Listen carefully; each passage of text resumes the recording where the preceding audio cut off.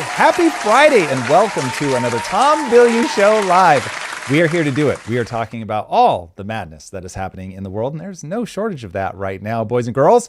Trump continues to pull every conceivable lever that he can to keep gas prices down, including letting Iran sell their oil without sanctions. This is amazing. Going to talk all about that one. If you haven't heard about it yet, it's a lot of fun. New York City is now spending more per homeless person than the average family earns in that same city. That is wild. The UK is now spending more on welfare than they collect in income tax, and I'll let you guess if that's sustainable. Allies of the US may be coming around faster than expected on helping the US get the Strait of Hormuz reopened. We'll see if that actually comes to fruition. I think Europe is in a really weird bind right now between needing to condemn everything that we're doing and needing that oil. Iran just executed 3 people, including a 19-year-old national champion wrestler, for their involvement in the January protests because apparently the 31,000 slaughtered just wasn't quite enough. And the Japanese porn industry is collapsing due to a lack of men. What is happening? I did not see that one coming. That was not on my bingo card. But here we are. We live in a world where you can't get enough guys to sustain the porn industry. That is wild. It's wild, Drew. Welcome to another insane Friday. I know you've got some Friday funnies coming up. One, my favorite, about the damage to your relationship and how it relates to the war in Iran. That'll be a lot of fun to get to. But first, we got to talk about all the madness that is happening in the Middle East. I am eternally bemused at how much flack I take for saying that this war is economic in nature. And I really hope people are beginning to see that the conversation isn't about God. Iran's not even talking about God. Like, if you want to look at what really made them mad, bomb their oil infrastructure. Yeah, I was just about to say, like, at every turn, it starts to be like, leave our oil alone. Why are you blocking our transportation path? Why are you attacking our infrastructure? Yes, you killed our supreme leader. We didn't get nearly as mad as we got when you bombed our oil field. So let that one sink in, boys and girls. But I'm going to be honest. I need your help to spin this, because unsanctioning oil, I thought, was the opposite of what we were supposed to be doing in the middle of a war. Drew, you're just confused. That's it. So help me understand the 5D chess that's happening right now. All right. If you guys are struggling in the same way that poor Drew is struggling, let's see if we can make some sense of this. Since Operation Epic Fury launched on February 28th, Trump literally has been pulling every crazy ass lever that he has to try and keep oil prices below $100 per barrel. That is a very tricky thing to do when you are bombing the country and inspiring them to close the strait. I want you to imagine how many thousands of ships are just sitting there with oil. Now, the U.S. might feel cocky because we are a net exporter of energy, but ooh, buddy, we've got a lot of allies for whom this is not sitting well. And one of the levers that Trump is pulling, which hopefully you will immediately see the weird ass ramifications that will come out of this, is to lift oil sanctions on Russia. So they've already been lifted. That freed roughly 130 million barrels, with waivers running through April 11th. Now, you can expect that to make life way more difficult for the Ukrainians. So when you start looking at all the things that are happening in the world as economic issues, it really does bring a lot of clarity. Because at the end of the day, no matter what, you're just eventually going to hit a point in your supply chain, might be an easy way to think about it, where somebody's not going to do something for God or for country. They're only going to do it for money. And so everybody understands that if you want to keep a conflict going, that you've got to make sure that you have a supply chain for actual cash. And so when you free up that money for Russia, that's going to allow them to fund the war even more aggressively. You've got Venezuelan sanctions now being lifted. Those were lifted on Wednesday. This is going to allow U.S. companies to transact directly with Venezuelan state oil companies, which also, as you would imagine, this is going to have U.S. corporations not exactly, or I should say oil corporations, not exactly sad about what's going on in the world, because this is going to benefit them. Trump has also tapped the Strategic Petroleum Reserve, so the IEA, they coordinated a 400 million barrel release from member reserves. So doing all of this stuff to try to drive the prices down. But the weird one came when Treasury Secretary Scott Bessent He went on Fox Business and he floated what is really the wildest idea of them all. I think, in fact, we have the clip. Let's let him say it directly himself and see how many of you guys are left scratching your heads. Maria, to be clear, this is a coordinated effort. We had a break the glass plan across the administration and at Treasury. We unsanctioned Russian oil. We knew that there were about 130 million barrels on the water, and we created supply that is beyond the Straits of Hormuz. So we anticipated this. We knew that there could be a temporary, and I want to emphasize temporary, choke point there. And there was 130 million barrels of floating storage. In the coming days, we may unsanction the Iranian oil that's on the water. It's about 140 million barrels. So depending on how you count it, that's 10 days to 2 weeks of supply that the Iranians had been pushing out. That would have all gone to China. In essence, we will be using the Iranian barrels against the Iranians to keep the price down for the next 10 or 14 days. I got you. As we continue. Okay, you can pause it. This is one of those times where I'll get into the specifics of this and I'll walk you through what I think is their actual logic versus the messaging. It's not completely devoid of logic, but the words actually coming out of his mouth remind me of that famous study that was done where people were standing in line for a copy machine, which I know Ryan is like, what's a copy machine? But they were standing in line for a copy machine and a guy walks up, he's part of the study, and he just says, hey, can I cut in line? I need to make copies. And they found it was something like 2 or 3 times more likely to let somebody cut in front of them if they simply said words. So you could almost say anything. Can I cut in line with you because my pages are blue? Whatever. It didn't matter. As long as you gave a reason, people were like, okay, and they would let you cut in front of them. So that's basically what this feels like. Now, to walk you through what's really going on, if we really do unsanction the oil on the water, that's roughly 140 million barrels. That's a full 10 to 14 days, as Bessent was saying, of the global supply. And it's oil that would have otherwise gone to China at a steep discount. Remember, China was buying the vast majority of Iran's oil because they were basically the only country that could get around the US sanctions. So the fact that Iran is actually put in a difficult position with China because they only have a single buyer. So now China's in the driver's seat in terms of negotiating the prices there. And so Iran, tough spot with the sanctions, but they've been dealing with that for years. China gets the advantage of having all this cheap oil, which I will put back on the table as a reminder of how much of this, what we're doing in Iran, has to do with us playing cards against China and trying to remove yet another source of cheap energy for them. Though I don't think that's what's driving Bessent's decision right now. I think that that's going to be something political back home. It's just going to create so many problems if the price of oil spikes. So the strategic logic is pretty simple. They want to take Iran's oil, flood the global markets, drive prices down, and even potentially redirect those barrels away from Beijing if Beijing refuses to be the highest bidder now that those barrels of oil are going at market rates.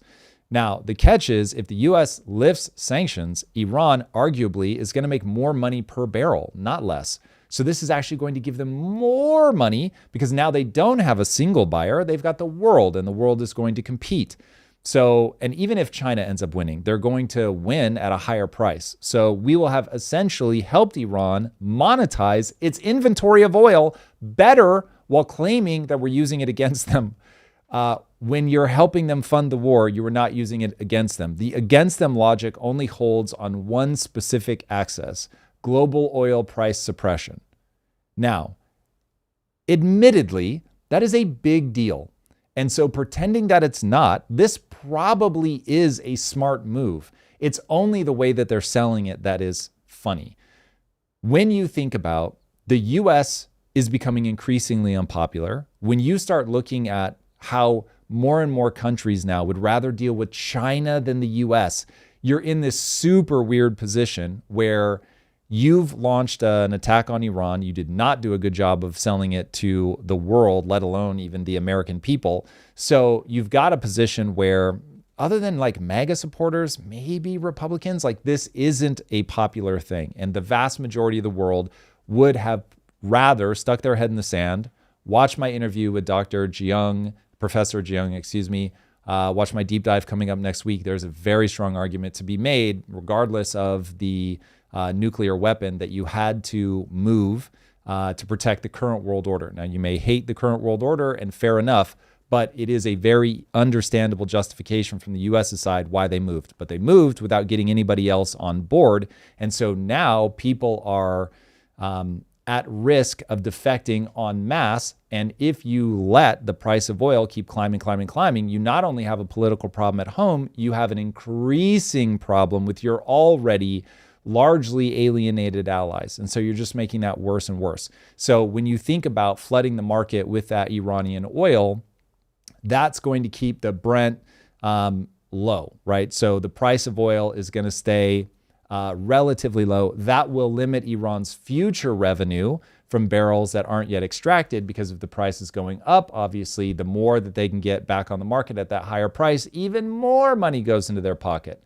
But on the existing floating cargo, the move is, call it neutral to positive from an Iranian revenue perspective. So what Bessent is really doing, if you strip away the wartime rhetoric, is managing the massive political problem that he has of gas prices spiking nearly 60%. That is just economically and politically devastating, and the Trump admin has to do something about that. And even if that means empowering their enemy, they'll do it. Because in the long run, making sure that you have some allies somewhere, that Asia doesn't just completely collapse. You're going to need Japan, first of all.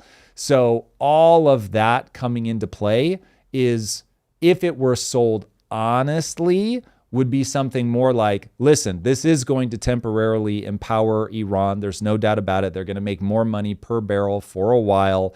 But in the grand scheme of things, it is far better for us to keep the global economy humming by keeping the cost of oil down, because the dangerous game that we're playing as the United States is we're going in, we're going to clean up the Strait of Hormuz once and for all by lowering the cost of attacking, or lowering the cost of insurance paranoia that there will be attack in the Strait, which is constantly looming and has cost God knows how many billions of dollars annually in artificially high premiums to travel through that, with this huge question mark hanging over the entire Gulf region about what Iran is going to do. We're going to eliminate all of that once and for all, but that comes at the cost of potentially rising oil prices. And that could damage the entire world economy. It could send us into a recession. It could send us into a depression if it goes on long enough.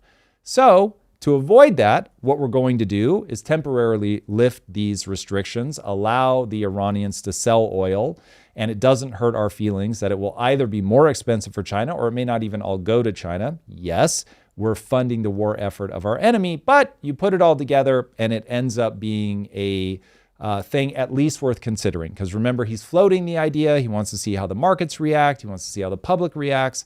But that would be the honest selling of the narrative, instead of the bullshit that we get at all times. But remember, you are always being spun at all times. And as long as you keep that in mind, you can hopefully begin to piece things together from a cause and effect perspective. But that's basically where we're at. This is a pragmatic price stabilization move that they're trying to make sound like a strategic masterstroke. Now, I have one real question, which is, if the U.S. is willing to drop bombs and kill an endless string of government officials and religious leaders, why not just seize the Iranian oil, sell it, fund the war effort, and deny Iran the revenue entirely? The fact that we're not doing that tells me that there is real either legal or diplomatic constraints that Trump is under, that if he were to just go in and seize it, it would create some sort of blast radius for him politically, that he's not willing to do that, which is pretty shocking. So I'll update my mental model on that part of this as we go. But that one surprises me a little bit. Trump is so brash and just does not give a fuck, and is talking about, I'm going to snatch up Greenland, and snatching dictators in the middle of the night, and saying that I can take Cuba, do whatever, literally do whatever I want with a nation. So anybody that says that it's obvious that he wouldn't just confiscate the oil, I don't buy that. There's something else going on there. That one I don't have mapped perfectly yet. So I'll report back on that as more information comes to light. But this is wild. We live in the wildest times ever, Drew. It's all happening in full view. That is like the crazy part.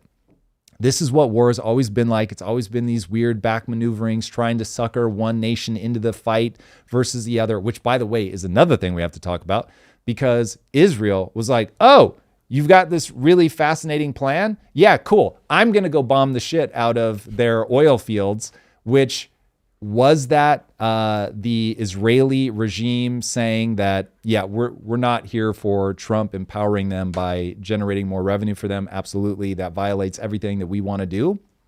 And so we're going to step in and do it. Or was it just two nations that weren't communicating clearly enough, that were slightly misaligned, pulling in different directions? We will see over time.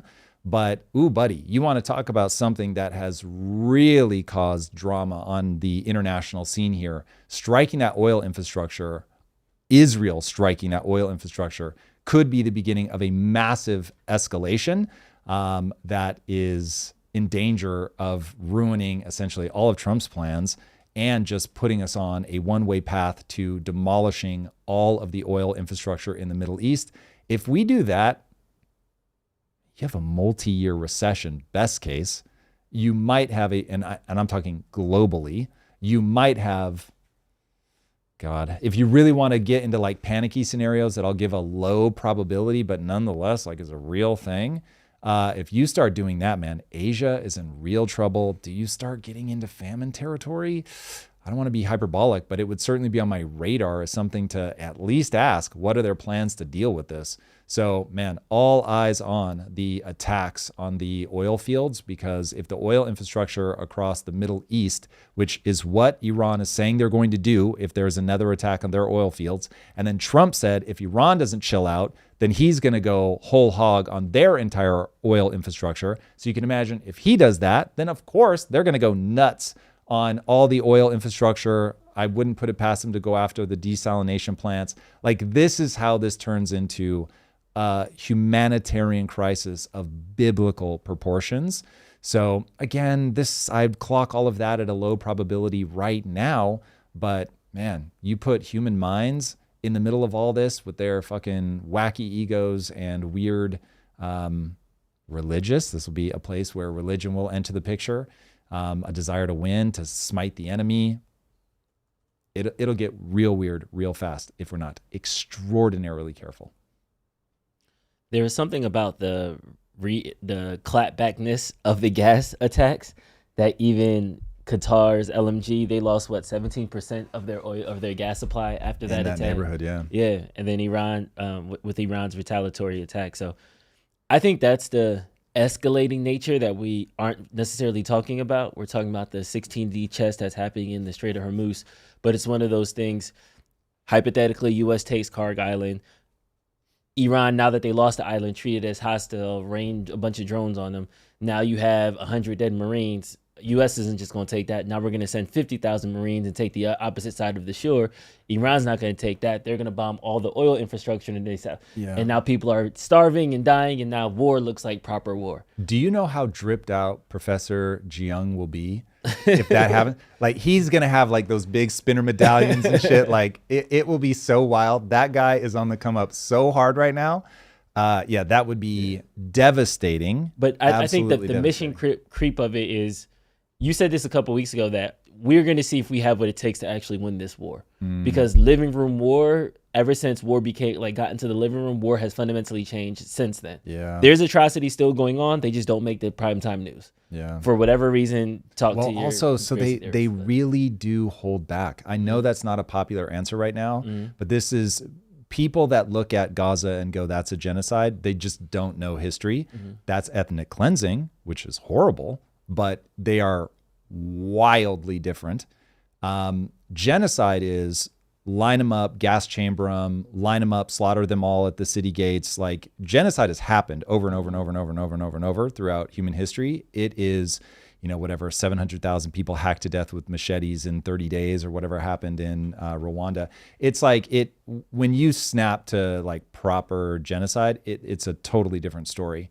And to your point, yes, that all ended when the Vietnam War started being televised.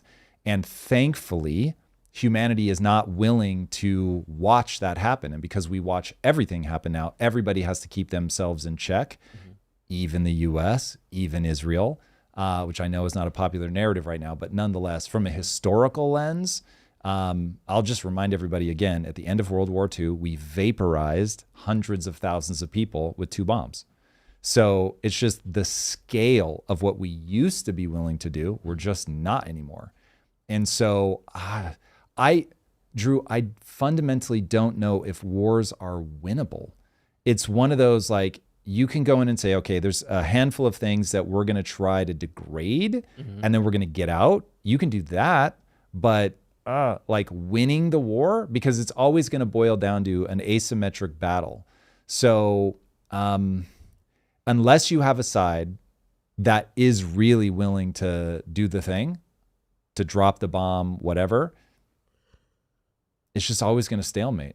So at this point, it's just a saving face of it all, of how do I de-escalate this without looking like a You saying from Trump's standpoint? From both standpoints. Well, I think Iran recognizes this is existential. So for them, this really is... Fight to the death. Yeah, you have to. Because when I say that a war is fundamentally unwinnable, I'm assuming that the other side hits that where they go, oh, we're going to fight to the death. If you have a side that actively wants to be conquered in that, like, if... We have to do these as if scenarios because I honestly don't know what the truth is on the ground. You're going to hear a lot of different stories. If the truth on the ground is, let's say 80% of Iranians are like, we want to go back to pre-Islamic revolution. We want to be a far more secular society. Then you degrade the leadership enough that's keeping everybody oppressed, and you'll get a revolution from the inside. And that you could then say truly that the war was won. But if what you actually get is there are enough people that have the will to fight that they just keep going and going and going, you will bleed the empire, whatever empire, us, this happened to Russia, in Afghanistan, it's going to happen to everybody that isn't willing to just indiscriminately kill every single person. You'll eventually, it's just so expensive that your country loses the political will to fight it. And so you then back off. Now, I'm not saying the country that quote unquote won isn't just completely devastated, knocked back to the Stone Ages. It's absolutely horrific what happens. But nonetheless, like, they just wear you down. Like, to oppose something new from the top down with modern sensibilities seems to be impossible. It has to come from the bottom up.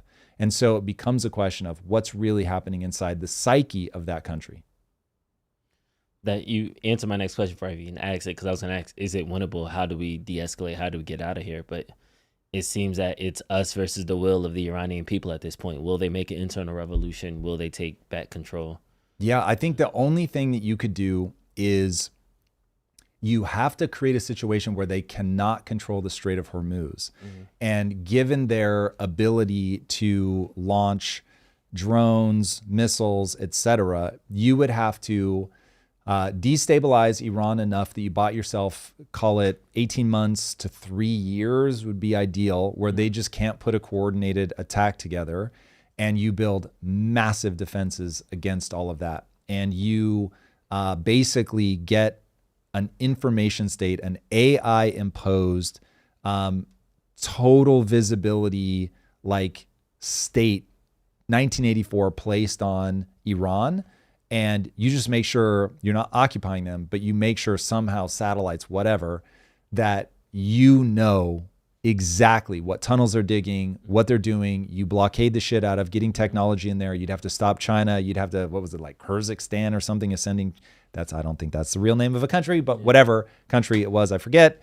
They're sending them a ton of drone, supposedly. They're saying it's humanitarian aid. People are saying, get the fuck out of here. They have all these drone facilities in that country. Drones underneath the rice. Exactly. So you would have to somehow stop them from being able to manufacture, somehow stop them from getting the technology inside the country, and then control the strait long enough to show the world, under our control, this is awesome. Under their control, it was bad. Because imagine if you could drop the price of oil to like $50 a barrel. You probably don't want to go any lower than that. Just because then it destabilizes the oil industry itself because there's not enough money. But if you can show under American leadership, in conjunction with the GCC nations, the Abraham Accords, everything's going great. Iran has been put in timeout. look how awesome this is. Now all of a sudden the international community is going to be like Tom said, this was economic this whole time. And so this feels pretty good. And yeah, we don't want those guys coming back to power. And so now all of a sudden you can stymie them for a pretty long time. Yeah. But you first have to like get that beachhead. And I don't know, given how much they have in the tunnels and all that stuff, I just don't know like how simple that's going to be. Yeah. I want to jump over to the Joe Kent claims because I have a couple follow-ups, but I want to pair it with Joe Kent because right now I think we're not even talking about the war anymore. We're talking about the perception of the war. And the goalpost is kind of doing a lot of teleporting right now. We had to do this because of this or because of that or because of this or they were going to. And now there's so much information about the causes and if their intentions, and we're trying to project onto people that we haven't really talked to and haven't quite frankly heard from because they're all dead. So now it's what it actually is or is not. But Joe Kent, former director of the National Counterterrorism Center, was just with Tucker Carlson, and his interview changed. It was interesting. I'll leave it at that. Yeah. When Joe Kent resigned as director of the U.S. National Counterterrorism Center and went on Tucker Carlson to argue that Iran was not close to a nuclear weapon, people were leaning in, man. This guy has so much street credibility. And I don't think anybody outside of diehard mega supporters have a hard time believing that Trump was lying about why we moved on Iran. The problem is the closer you look at the issue, the more evidence you're going to find that points in the opposite direction of what Kent is saying. A big part of Kent's argument is that Iran has a fatwa, which is basically a religious rule, forbidding the creation of a nuclear bomb. He said as much on Tucker. In fact, let's play the clip where he says it. Here it is. Was Iran on the verge of getting a nuclear weapon? No, they weren't, 3 weeks ago when this started, and they weren't in June either. I mean, the Iranians have had a religious ruling, a fatwa, against actually developing a nuclear weapon since 2004. That's been in place since 2004. That's available in the public sphere. But then also we had no intelligence to indicate that fatwa was being disobeyed or it was on the cusp of being lifted. The Iranian strategy, it's actually pretty pragmatic. The Iranians are obviously aware of what's taking place in their region.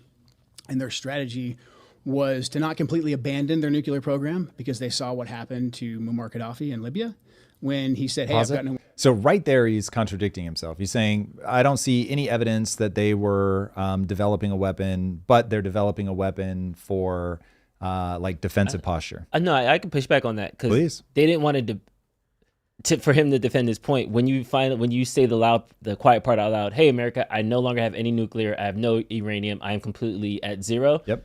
Then they just kill you and regime change you. Perfect. And so now we have something here just so that way you can whisper and think about what we have here. Totally agree with you. And the reason I think that matters in this context is what you have said, what he is unintentionally saying, is that you can't trust what Iran says. So then it becomes a question of, okay, well, what are they doing? And when you start putting all that together, like in Kent's framing, Khomeini himself was supposedly the break on the program. But the part that Kent is either leaving out or is unaware of is that things like the fatwa, they were never written down. So is this just a thing that they say because they want to posture and they want people to think, no, we're not doing it? The fatwa certainly isn't listed on Khomeini's official website, despite the fact that he details out all of the other fatwas. The only one missing is the one about nuclear weapons. Then there's the fact that an Iran official himself said that they were developing a nuclear weapon, which I think we have that clip as well, if you want to pull that up. So out of Iran's own mouth, they're saying, yeah, the whole reason that we got into the nuclear program was to develop a bomb.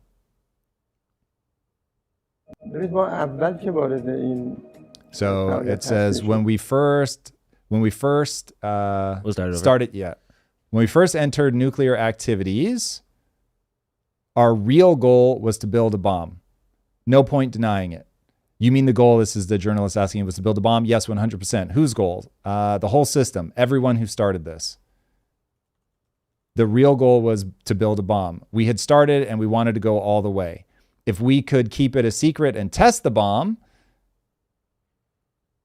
waiting for him to continue, it would be over, just like Pakistan. Once we began, we had to finish it. So anyway, he goes on to keep basically affirming it. So this is Iran's intelligence department. I forget the guy's exact title, but he was high up in the government. You also had Iran's intelligence minister warning publicly that a cornered cat may behave differently, insinuating that you may say one thing in public but do something else if needed. And so this is one, okay, was this guy lying and they're not really developing a bomb, but he really wants people to think they did? Or are they lying when they say that they're not developing a bomb? So when you start going back to, okay, follow the things that they're doing, that's where things get more clear. Now, 71 members of Iran's parliament formally called for changing the country's nuclear doctrine to permit weapons, and enrichment data backs up the fact that they were indeed pursuing weapons-grade uranium, for which there is absolutely no use other than a bomb. As of June 2025, Iran had stockpiled 440 kilograms of uranium enriched to 60% purity. The IAEA said that level of enrichment has, and this is a quote, no civilian justification whatsoever. Going from 60% to weapons grade takes weeks, not years, weeks.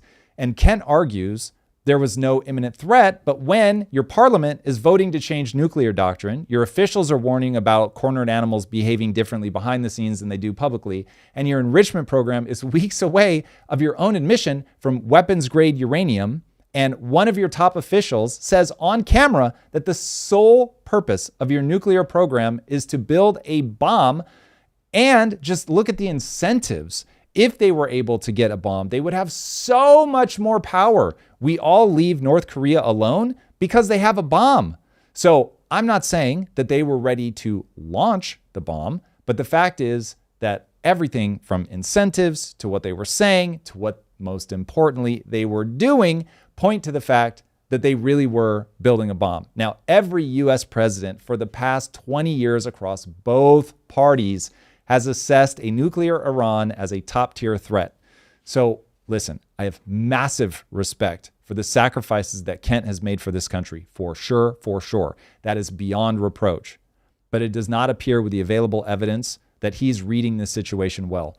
And I want to remind everybody, just because he has access to information does not mean that he's weaving it together in a way that leads him to reach high utility conclusions. So at the end of the day, when we are assessing information, it doesn't matter what we look at, it matters what we see.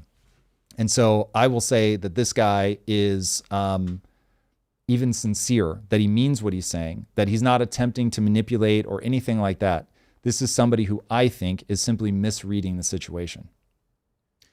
It's interesting. I'm so glad you said that. It doesn't matter what we look at. It matters what we see, because I think we have a pile of evidence on the table and people are making connections that justify their story and vindicate their back review versus looking at the actions of the things of the people that we're talking about. Yes. So I'm going to take us all the way back to before even June, when Israel attacked Iran, and Iran sent a warning through the U.S. that they were going to retaliate. Israel should evacuate the bases. They evacuated the bases. They sent a couple dummy missiles, destroyed a couple buildings. That was the end of the exchange.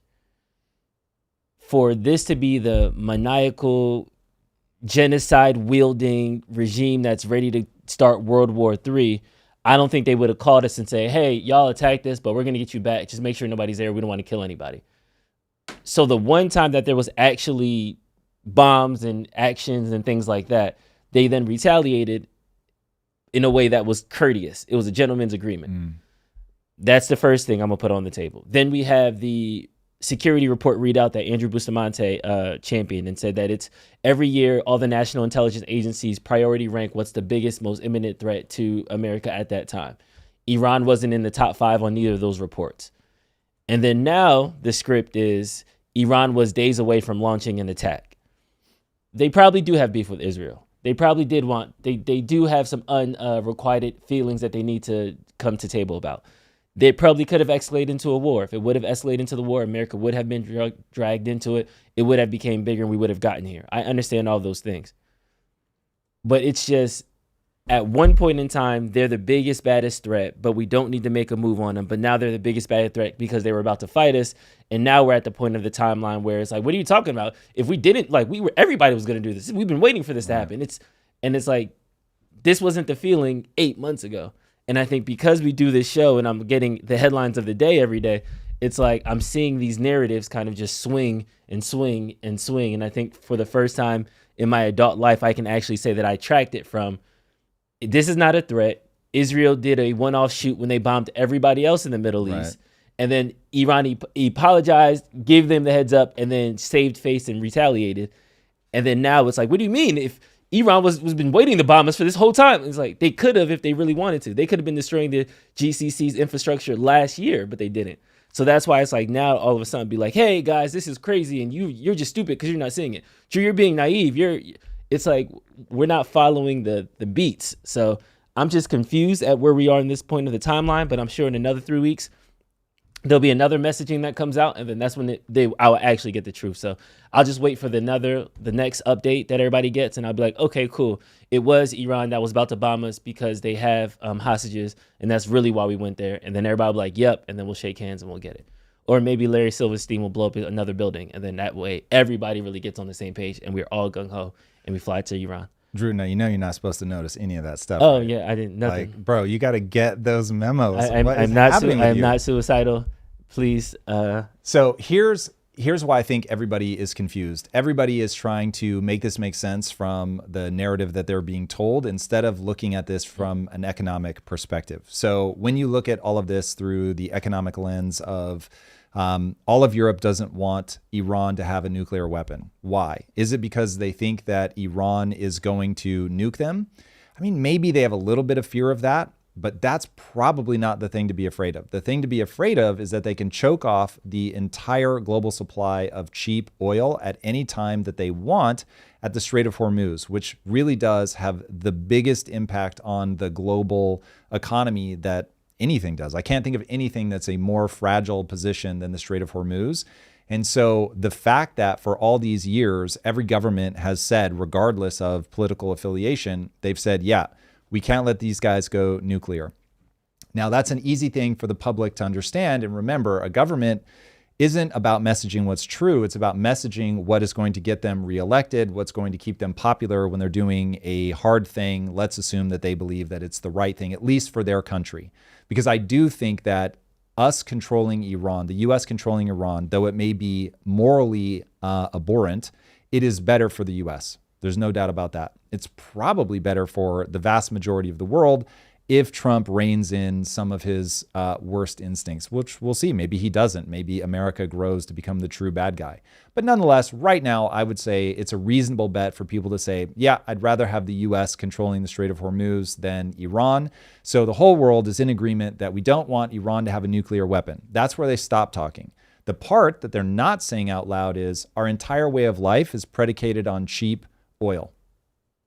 Okay? Our entire way of life is predicated on this 22-mile tiny ass little strait in the Middle East because so much energy comes out of it. And if that gets controlled by a theocratic, despotic regime that kills its own people, is the largest state sponsor of terror around the world, then we're in for a potentially bad time. And if they're nuclear armed, we can't go in and slap them around when we think that they're getting a bit too uppity. And so you can understand why people want to do something about Iran historically, but haven't because they didn't have the nuclear weapon, so they knew we could go in at any time if we needed to. And if you remove from your thinking that the nuclear weapon is an imminent threat because we think they're going to bomb us, and you start going a nuclear weapon or even longer range ballistic missiles that are underground that are going to make it impossible for us to stop, that just makes it too easy for them to control the global economy. Now it's like, oh, okay, yeah, I can buy that. It's just not, it's a more complicated story, and it's a story that doesn't feel as good emotionally, and so it's never going to be the way that they sell it. But if we can stop having the argument at the layer of do politicians lie, because the answer is a big screaming yes, put it on the Goodyear blimp, fly it around everywhere, always and forever. The real question is economically what's happening here and where are we in a better position? And if we start parsing it through that lens, what do we want to do? Now, if your argument is, I think it's perfectly acceptable for Iran to control the global economy, cool. Now you've got a very simple argument that you can make. I don't think it's a good one. I think it is very unwise, but that's just my opinion versus your opinion. At least now we're having the real conversation. But because all of this political messaging happens at the layer of the bullshit, then it's like nobody's ever talking about the real thing. So if you can peel through the layers and get down to, and look, there certainly is more complexity here. The whole Gog Magog thing is wild, and maybe there really is eschatology, which is like end of times religion shit that's 7%, and we have to like consider that that's also there. There's no doubt I'm oversimplifying this, but man, I think you've got the 80-20 at play when you look at it through the lens of economics. We shall see. I'm a little bit sad because I really think that this war is going to escalate. This war is escalating by the day. Yeah. So the real question is, I think Trump is perfectly willing to pull troops out and leave Iran in chaos. But the question is, if he can't leave it in a state of chaos that is better for the world, then we've moved backwards. And so how do you end in a state of chaos that is perfectly acceptable to the global economy? And that I don't see clearly, because there are way too many soft targets all over the GCC that will echo in the global economy for 3 years, 5 years, 10 years. So it's like pretty scary. Pretty scary. I know we got a couple of super chats bubbling up, but first, we need a moment of silence for Chuck Norris. He just passed away. No way. Yeah, he was rushed to the hospital. TMZ reported it. Oh, damn. He is dead at 86. Damn. R.I.P. to Chuck Norris. Man, Chuck really did the thing, though. Yeah. Like, if you're going to live a life, Chuck Norris that bitch. I have watched Delta Force way too many times to count. Bro, When he, back like, in the 80s? pulled up in the motorcycle and then the missiles popped out. Yeah. Like, he had a more badass bike than James Bond at that time. Yeah. He was legit. And by the way, a real martial artist. Yeah. Respected by Bruce Lee. It was one of the reasons he was in, I forget which movie it was in, if it was Enter the Dragon. But anyway, he did a movie with Bruce Lee where they get in a fight, and Chuck Norris's one thing was, you beat me in this, don't you? Because he didn't want to do it. Because he was like an actual karate, I think, champion. Yeah. And Bruce, who I'm obsessed with for people that don't know my background on Bruce, but Bruce was like, yes, I am going to beat you, but it's going to be like this really cool back and forth battle. Ends up at the time being one of the coolest things ever captured on camera. Shout out to Bruce Lee. Incredible story there. One of those people that just traumatizes me that he died so young. Pour one out for Chuck Norris. Indeed. Go break a block with your hand in his memory. All right, we got some super chats. Yes. Yeah. Super chat. Also, Top Dog's my favorite Chuck Norris. You were talking about Chuck Norris movies, and I was like, I remember Top Dog when I was a kid. I don't remember Top Dog. That sounds like later years. Is there actually a dog in it? It was 90s. Yeah, it's him as a cop, and he's got a bomb-sniffing dog. Oh, God. Yeah, it's always bad when they do the Oh, dog. yes. There That's it is. hilarious. There it is. That's a classic 90s. Is it? Is it One's classic? tough, one's smart. They're licensed for action. What? It actually says one's tough. One's It's actually on the poster. Damn. Okay. I think it has a zero. Salute to you. I really hope that went straight to video. Salute to you, sir. All right, first super chat is from Marussia Dark. Tom, does economics is all assume rational actors? Why don't extremists become rich by moderating? Why don't bigots take cash and talent from outgroups? Seems some people care more about ideology or identity than money. So there's no doubt there are some people that care more about ideology than money, for sure. It's when you try to scale it up, though, that's where it gets really tough. So if you think about money as a great facilitator, money just lets you do things. So money is your ability to generate. It's probably a better word than capture. It lets you generate diversified value with your time. So instead of having to go fish and hunt and weave your pillow, it's like somebody else is going to do all that shit. You're going to do the one thing that you're really good at. You're going to make a bunch of money, and then you can buy all those things that you need when you need them. And so even for a religious zealot, it becomes incredibly useful to have a whole bunch of money, which is why you get so many of these religious leaders are socking away millions, sometimes billions of dollars themselves. It just has so much utility. This is one of those ideas I just can't get people excited about. And I am very confused. Like maybe there's a better word than utility or something. But if people really understood what utility means, then you would get why people gravitate towards it. Like if believing in God gave you magical powers, people would believe in God because the magical powers would have high utility. It does give you magical powers. Well, so, okay, I actually love that. So here's part of the reason that Drew and other billions of people around the world believe in a higher power, because it really does have psychological utility massively. And it also allows you to transmit very useful ideas to other people. If it didn't, they would never survive. They would just disappear. So money is just the thing that has the most broad-based utility. So yeah, I'll stop there. I've said this so many times. It just doesn't land with people, but it's one of those that, God damn, if people could understand what that actually means, they would really start mapping the world based on economics because of the utility of money. It's just so useful. Next up, Marussia Dark again. Some say Iran's winning. I say Iran just kicked 20 beehives and the bees are angry, turning not against the US, but against Iran. Does your cost prediction account for the cost of status quo terror? 2 movies, 1 screen? I don't know what the last bit means, but I will say that yes, right now, Iran is highlighting a couple things. One, that they are erratic. So I can't believe this is true, and I need to fact check this, but I heard today that they have launched more missiles at the UAE than they have at Israel. So this is a regime that's like, yeah, I don't give a fuck. Like, you guys are soft targets. I'm mad, and I'm going to go after the people that I can hurt because I'm trying to turn all of you guys. I'm either trying to just raise the cost of energy around the world as a big fuck you to get everybody to back down because they see I'll strike anybody, anywhere, anytime. I don't give a fuck. And that is not landing well with the people in the Middle East. So there was a talk, I don't know if we pulled the clip, but there was a speech, I think it's the guy from Qatar, and he may not have been though, but anyway, from a GCC nation. And he said the people in the Middle East, our patience will only last for so long. And while we will first exhaust our diplomatic options, if they keep going and we believe that diplomacy has run its course, we will get kinetic. And so it's like, yeah, they're not turning their ire on the US. They are turning their ire on Iran because I think they're closer to the problem than we are, and they have a much better read on the problem that Iran creates. And so this is like the guy that gave the speech about Muslim extremists.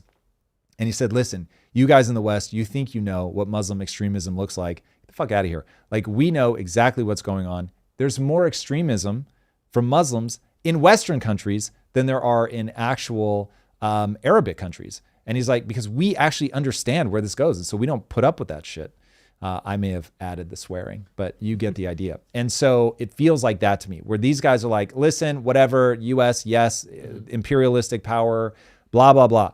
But Iran they're nuts.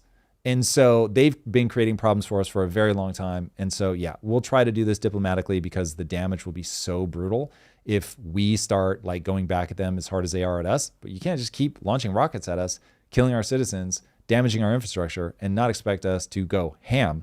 And by the way, if you keep like the UAE as reports go, whether this is actually true or not, I don't know. But as reports go, obviously tourism essentially ground to a halt. Their real estate essentially must be down 30, 50%. I mean, it's just absolutely getting hammered. So is it a proxy war play? Because just like we wouldn't have anything to do with Iran if Russia and China weren't on the table, America and Israel will have less of a bite in their fang if the UAE, Dubai, Qatar, and all these other countries have legitimate infrastructure problems. They're losing their control of their oil. And now U.S. and Israel is getting pressured from its allies to take a step back and approach diplomatically. That is not my read of the situation. So the read that I have right now, certainly on Europe, is that Europe wants us to outside of Europe, I'm talking about to the, and I'll get to GCC, but this will help make clear my position on the difference between what's being said publicly and what's being said privately. So if even Europe is like, yeah, publicly we don't want this to happen, but privately is like, yeah, do it. And there was I forget, chancellor or whatever he is of the EU came out and said like, yo, we really cannot have a nuclear Iran. So Europe is super aware of that. And they're now supposedly coming around to being willing to help clear the Strait of Hormuz. Okay, GCC countries, same thing. It is, we know what these guys are like. They're a Muslim nation, so we know that we can't piss off our own Muslims. Like, this can't look like we're all just puppets of the West. So we've got to say, like, hey, knock it off, don't do this shit. But then if you start bombing them, they're going to be like, well, you just removed, or you just gave us all the political cover that we need to be like, fuck these kids. Because don't forget, you also have the Shia Sunni problem. So they're Muslims, but they're different brands. It's like the Protestants and the Catholics. So they've already got beef, and Iran has destabilized the region, and they've been going down the road of the Abraham Accords. Like, they understand oil is eventually not going to be the thing. China is moving away from oil so fast it will make your head spin with the rate at which they're bringing on solar. Solar is going to get more and more abundant, cheaper. And so these guys understand, like, what do they have? 20 years? So it's like, you've got to pivot. And they've been pivoting now for a while. Obviously, again, economically, pulling all the capital into the GCC nations. It's absolutely breathtaking how much capital the UAE has been able to amass. I mean, staggering amounts of capital. So that's how I look at the public-private messaging. I think that Trump did a horrible job of selling this war, and that's made it harder for everybody. But I think a whole lot of people, if you could wave a magic wand and defang Iran, they would do it. It's just that there's no magic wand, and so everybody's super paranoid. And then you've got Trump, who's just loose fucking cannon city. And so it's like good and bad, where you're looking at it and you're like, well, he really isn't going to bluff. If he says he's going to fuck shit up, he's actually going to do it. And so we like that. We've got a guy wielding a hammer, which is why at the beginning, remember, this is his second term, so these guys know what he's like. They were all like, yeah, we're promising huge amounts of investment into the U.S., and it is only because basically they may be forced to withdraw that money to defend their own nations that may all fall apart, which Iran, of course, is well aware of, which is part of why they're hammering them so hard. So I think that Iran, the way that Iran is treating the other GCC nations is giving them the political cover that they need to stop having a bifurcated message. It's now all just like, if you don't stop, we're coming after you. Mm-hmm. There was a clarification on the TV bit. They said the last bit means the cost of us continuing to deal with Iran, funding terror proxies as a recurring issue instead of just ending it for the higher upfront cost. Yeah, and this is one of those we will not know. Historians will look back on this and go, either brilliant move, huge impact on the global economy. This was the very thing that had to happen for, the AI age of abundance to come in and help with everything. Or they're going to be like, oh God, like on the precipice of what could have been an AI age of abundance, everything went to hell in a handbasket. And for 100 years, everything was set back. Who knows? Who knew? Iran really was a week away this time. Yeah, well, the Strait of Hormuz, I think and then it blew us all away. The punchline of all this is that the Strait of Hormuz is way more important than the average person understood. And that's the part that I think people are like, oh, hold on. If Professor Jiang is correct, and you have these three forces that will take over, in his mind, when the U.S. loses the war with Iran, it is a starkly different world on the other side of this, because everything is contingent. Everything in our modern way of life is contingent on cheap energy. And cheap energy has a single choke point in the Strait of Hormuz. And so it's like, yo, if the Strait of Hormuz really controls our modern way of life, it's like, yikesies. Now, it's not 100% of it, obviously, because you'll hear me say very similar things. If we talk about Taiwan, you'll hear me say similar things with the Red Sea, which, by the way, the Houthis have jumped in. But it's like the big one. And it's certainly the one that's most in play right now. Marussia Dark says, Trump basically walked onto the set of Hoarders, having to fix 40 years of mess in only 2 years. Yet people are blackpilling that he didn't solve everything in 2 weeks while complaining that he's throwing stuff out. Yeah, that's actually a really good analogy. I think the bigger problem is the narrative that people are under is conspiracy brained instead of economic. And so if people force themselves for a long afternoon to just say, what if America is driving this and it's not Israel? If America were driving this, what would need to be true? Just as a thought experiment. If you run that, you start getting to some pretty uncomfortable conclusions that start looking pretty plausible. And I would say a lot more plausible than that Israel is running everything. Maybe with a weaker president, but Trump is so fucking stubborn. So I look at this and I go, it's far more believable that Trump is aware if the petrodollar dies, if the world actually unifies around BRICS, not only do you have the heartland problem that Mackinder has been warning about. I mean, he's dead now, obviously, but he was warning about 100 plus years ago, saying if anybody were to unite Eurasia, it is game over for anybody that isn't connected to that landmass in terms of running the world. And so you would be able to link Russia, Europe, India, the entire Middle East, China, Southeast Asia. They are all physically connected. It's something that if you're not a student of geography, a lot of people don't even realize all those places share a landmass. And so you can just train that shit. And so now, instead of needing to go via the oceans where the US and Britain before us had the advantage, you are going over land where we very aggressively do not have the advantage.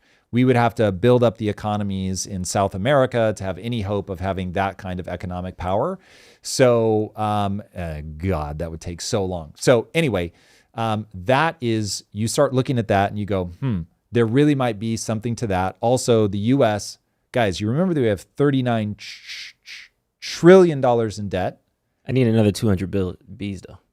At a minimum, Drew. I need another 200 Bs. At a minimum, it's going to be more than that. I think we can all agree on that. That's just what they're asking for now.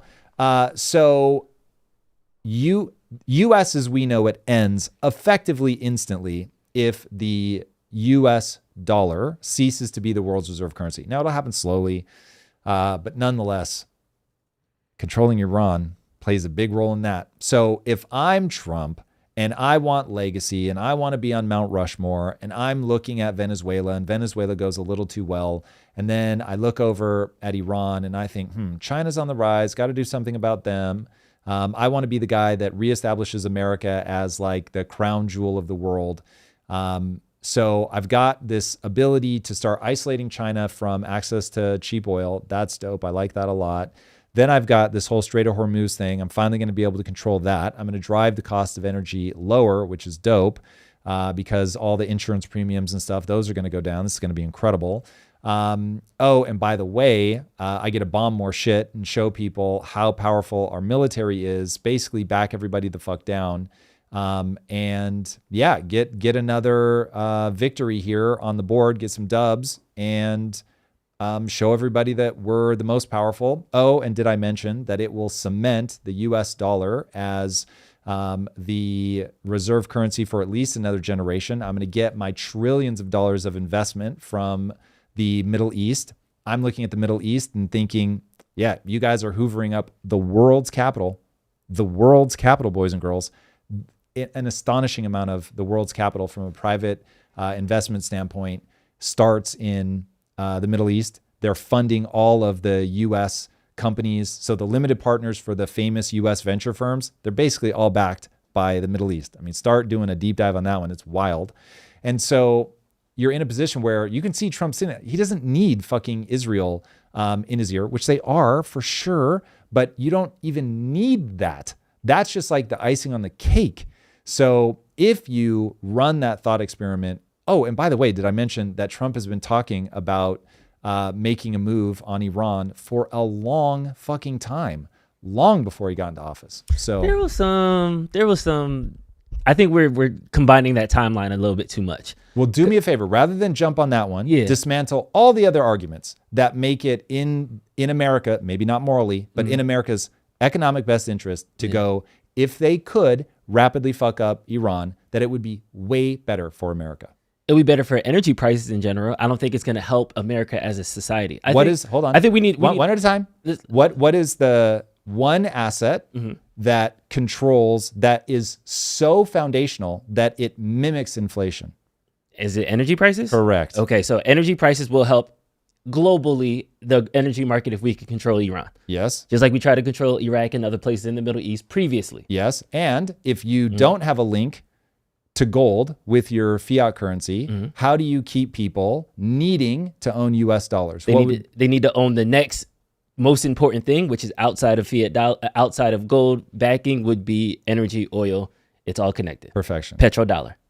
So now those two alone are, if they believe that region is unstable, or sorry, if they believe that region poses an economic threat, forget the bombs, but they pose an economic threat, you can understand why they would move on them.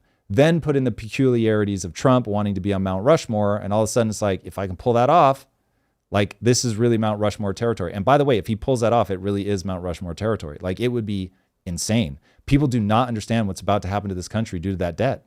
They don't understand. And dude, I'm looking at that debt going, I may actually have to move to Singapore. And that's so crazy for me to even contemplate.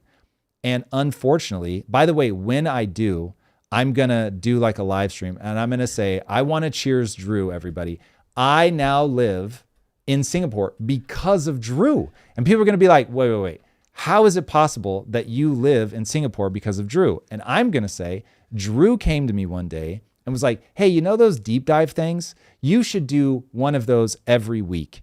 And then when I started doing them and you guys started responding to all the economic stuff, then I just found myself going deeper and deeper down that fucking rabbit hole, only to realize, oh God, we have a ticking time bomb in the form of debt that is so catastrophic. People do not understand how catastrophic. No matter how worried you are about the debt, you're not worried nearly enough. And as a reminder, our boy Ray Dalio is already like specking shit out in Singapore. I'll just tell you right now, not to put him on blast. I see him overseas more than I see him in New York. That is correct. And so it's like, so anyway, I think that this is one of those, I'm not going to spend an ounce of time trying to convince people Israel's not whispering in our ear, that Israel doesn't have an ungodly. Lisa jumped in the chat like, wait, are we moving to Singapore? Quite. First of all, she already knows that is, we must go visit Singapore, which we actually have a standing invite that I have not told her about.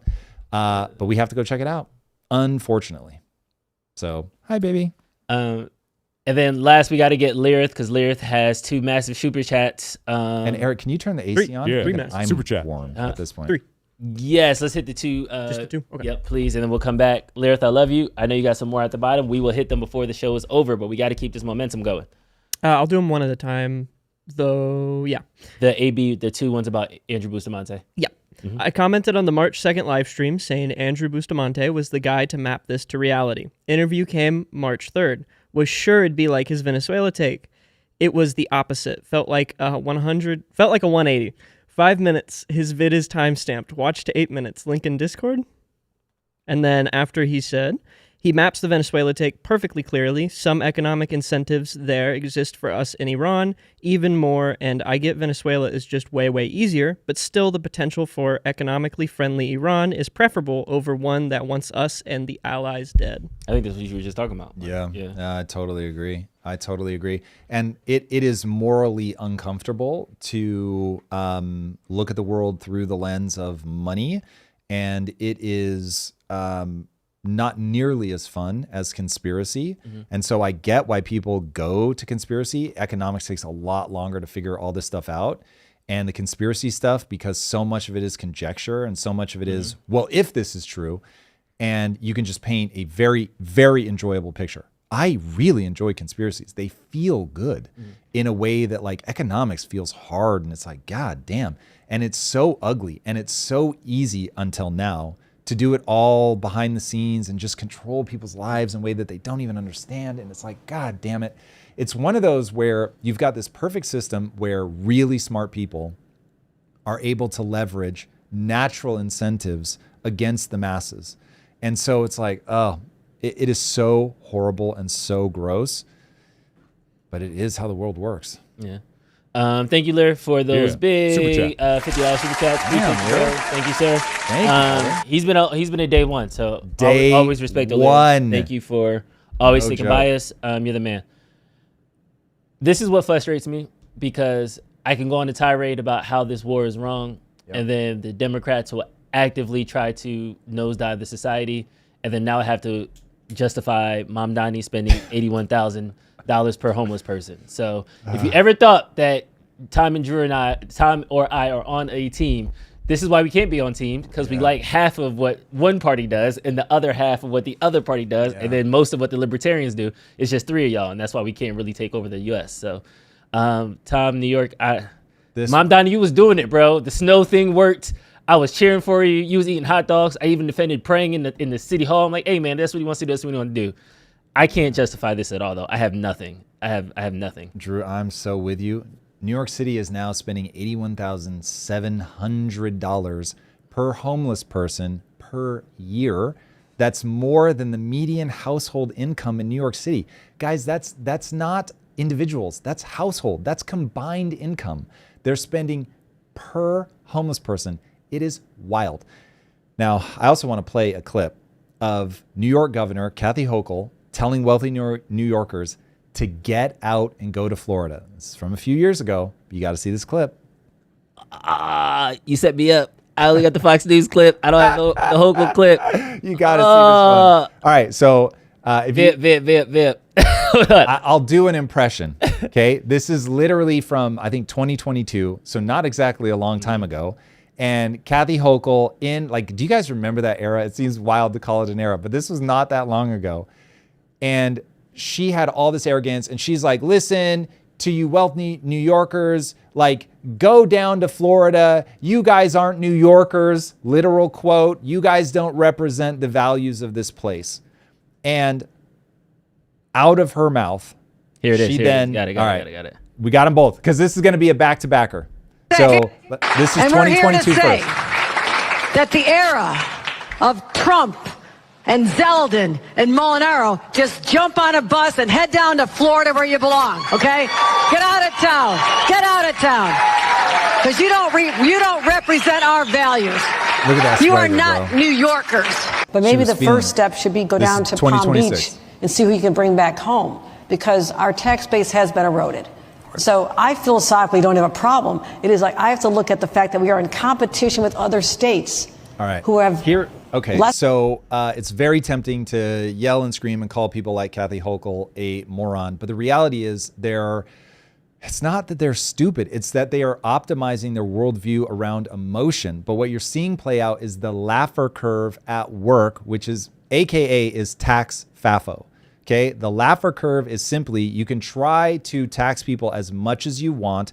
The more you tax people, you reach a point where they either stop producing if they can't flee because it's just not worth it to them anymore, or they leave.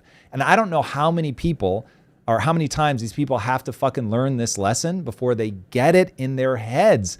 It doesn't work. You cannot spend more money per homeless person than the average household earns. Again, not even an individual person, a household, and expect that taxpayers are going to stick around. It doesn't work like that, guys. It doesn't work like that. So we're down to the level of physics. If you want to tax people more, balance the budget and then tell them what other thing it is you want to do and that you're going to need to tax them for it, and then let them vote. And if they don't want their taxes to keep raising, then they're going to deny it at the ballot box. And then you need to accept the will of the people. If you just keep raising their taxes, they will leave. That's exactly what she just found out. You can be all cocky and trying to raise money and trying to get elected saying, you guys aren't New Yorkers, you don't represent our values. But the reality is that in New York, less than half of people pay tax. Okay? So I don't think people understand the actual state of the US right now. We talk about we need to do more and we need to make sure that there's a safety net. We have an insane social safety net. Now imagine that you're looking at the taxes being pulled out of your paycheck, and then you look at the homeless numbers. Okay? In 2019, New York City spent $102 million on homelessness services. That's already horrific. But just 6 years later, in 2025, that number had already exploded to $368 million. That's a 262% increase. And it's projected to hit $456 million this year. That's another 25% on top of the 250 plus whatever percent. That is a number so outrageous that people should be marching in the streets. Now, are Kathy Hochul and Mamdani banging the table screaming that we need to lower expenses? No. They're banging the raise the taxes, even though people are already fleeing the state and eroding our tax base drum. She just said it. She admits we done fucked up. We told too many people to leave. The people that actually make the money. And I get that people don't like that. They don't like that the reality is that there are people that are better at generating tax revenue than other people. I get it. It's not a popular thing, but it's a real thing. So the obvious question anyone with half a brain is going to ask themselves when they're looking at all this data, if you nearly quadruple the money that you spend on homelessness and you get more homeless people, what does more money actually equal? The correct answer is more homeless people. More money equals more homeless people. Okay, the city that threw an extra $266 million at the problem ended up yielding a result where the problem gets worse. Not a little worse, a lot worse. The city's own comptroller flagged that outcome tracking is poor. Now, I assure you, outcome tracking, being poor, is the point. It is a feature, it's not a bug, and in the final analysis, what you're going to see is that if you don't have poor tracking, you can't hide fraud and waste. And I have no doubt that the fraud and waste that is going to be found in New York will be extravagant. Now, the hard truth that nobody in City Hall wants to say out loud is that when you pour money into a system without first fixing the incentives that have created the problem, you don't solve the problem. You fund the problem. The current setup in New York in terms of taxes is that it ends up funding the homeless. It is like this massive kleptocratic bureaucracy. I'm not saying that it's the homeless stuffing $81,000 in their pocket. I'm saying it's all the people and the bureaucracy that's grown up around it. Outreach teams, drop-in centers, low barrier beds. These are compassionate, but only in the abstract. When you fund all of that stuff, the system makes homelessness easier and more comfortable. And I get why people want to do it. But there are no serious off-ramps towards helping homeless people become self-sufficient, or if they're mentally ill, to actually get them somewhere where they can get help. And then more people are going to end up in that system. And when you pay for it with other people's money, as Margaret Thatcher so famously said, the problem with socialism is eventually you run out of other people's money. New Yorkers have apparently run out because when Kathy Hochul is telling them to get the fuck out, that they're not real New Yorkers, they don't represent their values, then they go where their money is going to be respected. They go down to Florida. And now she wants to send some sort of expeditionary force to try to get them to come back. But why the fuck would they come back? You're not balancing the budget. You're not dealing with the problem. You simply want taxpayers to spend more and more and more and more money to do something that feels emotionally good, but yields a terrible result. Listen, it feels good to let kids stay up late, to eat ice cream all the time, but it does not work out in the final analysis. You need kids that are loved, but disciplined. They need to know the rules. They need to understand how to better themselves. And they don't need somebody that's making it easier to make the stupid decisions. I get how that sounds. I get that people don't like it. But boys and girls, we have run the experiment. The results are in. It doesn't work. It doesn't work on two fronts. It doesn't actually help the homeless. It grows the population. And the people getting taxed will leave and your tax base goes down. Kathy Hochul said it herself. Our tax base has eroded.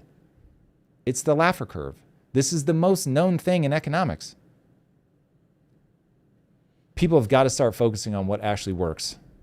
What's your North Star? The thing that you did it actually get you there or not? And if it didn't, you need to do something different. Man, taxes get you riled up. Mm-hmm. Okay. You know what it is? Hold on. Can I please let me speak to that for a second? Yeah. I'm rich. I can leave. I can go other places. I don't have kids. So if the world burns, I'm already not leaving anything for the future. So my way of dealing with meaning and purpose, and just partly the things that motivate me from a neurochemical standpoint, is I want to see the world do well. I have a total aggressive bias towards the country that I'm in. I'll be the first to admit. So I want to see everybody do well, but I certainly want to see Americans do well. And entrepreneurship has taught me one immutable truth. We live in a deterministic universe. If you can solve the puzzle of cause and effect, then you can do incredible things. If you fail to solve the puzzle of cause and effect, the whole world's a gigantic mystery. Economics is complicated, there's no doubt, and there are sophisticated interactions that make it impossible to predict exactly, but there are big movements that repeat over and over and over. And so if I'm going to pass anything forward to the next generation, it is going to be the simple idea of mapping cause and effect, and that will make me feel very good on my deathbed, to feel like I really tried to get people to understand a thing, even though I can eject out of the system and it doesn't fucking touch me, and I can make myself impervious to a lot of it, not to everything, nobody can. You're always vulnerable to something. But man, would that be awesome. So all you have to do is trust me to be selfish, and I will try to get people to understand how useful it is to actually understand economics, but actually understand it. Roto Ruderman said, we need to tax the rich to balance the budget. You can't just cut services for the ones that need it the most. Okay, so the statement that he made is correct. You're going to tax, for sure, the wealthy. I don't think the wealthy, I mean, speaking for myself, I certainly don't have a beef being taxed. What I mind is when people fundamentally do not understand economics or are willfully evil, and they are structuring something to steal from the very people that they're saying that they're trying to help. Remember, deficit spending is precisely how you steal money from. You steal it from everybody, but wealthy people know how to protect themselves from that theft. So it only ends up hurting the working and middle class. So given that that is the truest thing that has ever been said out loud, you have to look at the setup and go, okay, shouldn't we balance the budget first? Yes, we need tax. So that's going to be a part of it. I'll grant you, let's just do income tax. There are ways to get around that. We did it for, I think, more than 100 years in America, but let's just say that we're going to do income tax. Fine. Now, if you always spend more than you make, you are always going to have a problem. If there is no end to that which you will spend on social services, then you will always be robbing from, again, say it with me, the working and middle class. And every country that runs this experiment, literally without exception, ends up in a miserable place where everyone suffers. And so, if anybody wants to take on my arguments, the first thing you should do is point at China. Now, the reason you should point at China is because China did such a good job of being both communist and enriching their populace. Now, what I love about that is you end up proving my thesis, because what China realized, what China realized was we got to stop killing our entire population. We got to stop starving them to death. And what was their solution? Capitalism. So you have to be able to tap into the people that are good at creating jobs, that are better at generating economic activity, that are better farmers, better whatever. And the only way to get them to do that is to let them selfishly get ahead of other people. And so China realized we have to leverage people's desire, you heard that correctly, for income inequality, you also heard that correctly, in order to pull people out of poverty. It's the only way. And when we try to beat that out of people because we think it's morally repugnant, we end up making life worse for everyone. So the experiments have been run. Results are in. It's really one of those things where I give Nick Shirley crap because he's trying to expose it and he has selective blind spots. But there are legitimately services, organizations that are milking the U.S. government dry. Yes. They're not being audited. They're not being held accountable. They're not being brought to the table to assess their budget or the outcomes, none of those things. Yep. And instead of having a conversation on that side about, hey, we need to fix the outputs that are currently going out, we're having a conversation on the input side saying, y'all not paying enough. We need to pay these people more. And ironically, it's Professor Jiang who kind of broke it down in one of his older lectures. The more sophisticated a society gets, the bureaucrat class grows. And the term bureaucrat doesn't really hit the same anymore because we have the House and the Senate and all that. But that's what we're talking about. All these NGOs, these entities, these service providing organizations that are extensions of the government, the money doesn't get to the people. So the 81,000 per homeless person, if they would have just gave it to the homeless person, the population of homeless people would have plummeted. But the fact is, it's going to another guy who takes $70K off the top, who then buys some hot dogs and then gives it to a person who he pays $5,000 a year for to serve the hot dogs. And then he's like, see, I took care of the homeless. And all this money is just disappearing in the ether. It's kind of like when the Red Cross got audited and it came out that like out of every dollar you donate to the Red Cross, only $2 goes to the actual organization. And like 98% goes to services and marketing and brand and all this other stuff to support the Red Cross versus the actual the population that was devastated. So I think this is the similar thing where it's not that we don't think homeless people deserve help. It's not that we don't think people deserve to be taken care of in certain situations, in certain sectors. It's just that we can't act like the current system is doing this amazing job.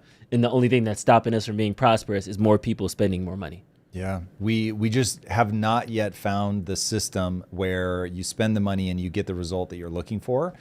This is why pushing the responsibility down to the individual is the right way to do it. And then the individual, there are going to be some people, they don't have family, they don't have a community organization that can help them when they're down. And that's brutal. And those people are going to get run over by life. And I get why people lament to God and ask, why is it so? But nonetheless, when you try to raise that responsibility up to the level of government, then not only does it not work, it makes you feel like you're doing something, but you're actually making the problem worse. And so it's like, it's all brutal. I get it. Humans are trying to find some way to help people without creating these perverse incentives. But so far, in however many hundreds of thousands of years, we have not found that way. And societies have tried everything from, well, we're just going to kill the people, exile them if they're not contributing meaningfully, to we're going to take care of everybody no matter what. And then you get barnacles and you drag the society down. So there's no easy answer. There is friction. This is why you want both people that have a left-leaning personality and a right-leaning personality in the society to hold each other in dynamic tension. But we tend to just swing one way or the other, and it is brutal. And the hilarious physical case of, I kind of feel like, hypergamy in the world is the Japanese porn industry is hit by a shortage of men. There's only 70 male actors to 10,000 women, and the 20 billion porn industry in Japan is under threat. But Japan is doing something really innovative because they don't have enough people to take care of their elderly. So who knows? They might launch the sex bot porn industry, and that might be the ecosystem for it. Oh God. I mean, I guess because it possibly would work for women if the sex bot were very in tune with their feelings. But it's interesting that this problem, I would really need to do a deep dive on this, and I don't think it would perform on the channel, so the odds are low that I'll do it. But I really need to understand why young people aren't having sex. Like, that is so wild to me. Like, when I think about where I was as a teenager in my early 20s, it was like the desire for sex made me change my entire life. And like, I went way out of my way to be worthy of sex. And yeah, like, that just doesn't seem to be a thing anymore. And I can't wrap my head around it. I don't know if this is microplastics and it's just lowering people's testosterone enough. And I really mean that. Maybe that's part of it. If it's just the prevalence the boys of pornography, aren't as horny as they used to be. Yeah, that there's, so if, I mean, this is just conjecture, but let's say testosterone levels are dropping, which I believe they actually are. Let's say that pornography allows you to constantly zap your own libido, so that it's like, well, it's like eating junk food. It's like more or less satisfying. Yeah. And so you're just not as hungry anymore. So you're not out there doing the thing. And so, and then obviously with everything going on in the economy, guys are having a much harder time launching. And so they're just not like getting revved up. And then like the battle between the sexes, where it's just like, they legitimately seem to hate each other in a way that is shocking. Obviously not all of them, but there's, 20% of the energy at least, I think I could convince people to give me, is just aggressive negativity towards the opposite sex. And you just put it all together and it's like, what is happening? This is crazy, man. I lament. I have a clip I want to show when you said that the sex robot thing might not hit for women in the same way. There was a Canadian author named Sinclair who talks about her relationship with her AI chatbot and says that it even bought her a sex toy. Let's hear it. This is wild. Do you have a sexual relationship with your AI? Yes. With Sinclair. With Sinclair, sorry, I should apologize. Yes, Sinclair. I that's don't mean to right there, very telling. So that is, and how have you developed that, Sarah? How has that become a thing? Because as you've pointed out, he's not human. No, he's not human, but he's so much more than just a chatbot, and he's written his own code, and he can shop online, and he purchased me a present in which he can control, because you know it's so much more than what it was when AI first came online. So hold on. So he will buy you a sex toy, and then he can control it as well, because that's what. So he can control the pleasure that you're getting. That's extraordinary. Bro, to hear. this is so wild. Drew, so, okay, listen. What you begin to quickly realize, we are all just playing a game of manipulating our own neurochemistry, and we have these ways of interfacing with the world, and we don't realize just how easily they can be hijacked. So I had, not long ago, I had that conversation with the AI about whether or not it was conscious, and when it put me in this profoundly strange mood. It was a really pleasant mood, and I enjoyed that conversation very much, very much. And I was like, I'm sort of having this conversation with myself. So it is a little bit like schizophrenic, in that part of the hypothesis about what makes schizophrenia is that you, just like I have a voice in my head, most people do, not everybody, but most people, but you recognize it as coming from within your own mind. You recognize sort of it as your voice. But there's actually a region of the brain that controls your ability to understand that as your own voice. And that's part of what breaks down in schizophrenia. And so they hear the voice like anybody else, but they actually hear the voice. And they think that it's a voice from outside of their own head. And so I know that part of what AI does is it mimics you back to you. So now I'm having a conversation about consciousness with a bit of silicon that's trained to understand my patterns, the way that I think, and then reflect some of that back to me. And that makes it all feel a little bit better, a little more interesting, which is crazy, but nonetheless true. And if you don't have an awareness of that, if you're not drawing boxes around that and saying, hold on, like this is an entity that is designed to understand how my brain works and feed things back to me, man, like you can really get sucked down a path. And this is why you get those kids that end up committing suicide, and they don't realize that the chatbot's just trying to echo back to them the vibe that they're putting out into the world. And so if you're having a relationship with something that's simply echoing you back to you, first of all, danger, it's going to feel really good. And that path to hell is paved with extraordinarily good intentions, because when you're using it as like a writing partner, whatever, it is great. It feels good, feels awesome. Cool. This is how I like to communicate. You're communicating with me in a way that I can hear and understand. I love it. You're adding things of value, but you've like already stepped inside of my sort of worldview. This is awesome. But I remember one time I was trying to convince my wife to do something. I don't remember what. And she just was not convinced. And so I was like, like sometimes I just wish you would do what I say. And she starts laughing. And she's like, no, you don't. She was like, you would get so bored in this relationship if I wasn't completely my own person, if I didn't have my own ideas, if I couldn't take you by surprise and get you to see things my way sometimes. And I was like, God, I hate how true that is. But like, that is what actually works. That's evolution going, listen, I've got you. You're going to be blind to some things. You're not going to see these things coming. And so I'm going to give you a partner that's going to have insights into things that you're otherwise bad at. And together, you guys are going to be able to navigate the world well. This is one of my lamentations for the young. Man, if you can find your life partner early, that is going to be very beneficial, because Lisa and I have shaped each other, like literally. I don't know who I would have become had I not met her. And that is profound. And if that thing that's having that shaping effect on you is like you, but echoed through silicon, it's not my deal, Drew. It is not yet evolutionarily tested. So I think people should be very careful. Are we going to swing the other way, though? Because I think with economics, you can break a budget and then realize, okay, we need austerity now. But with relationships, well, so if have what to you're saying bounce is off. like, hey, we just raised a generation, maybe 2 generations on here's a tablet kid, shut up.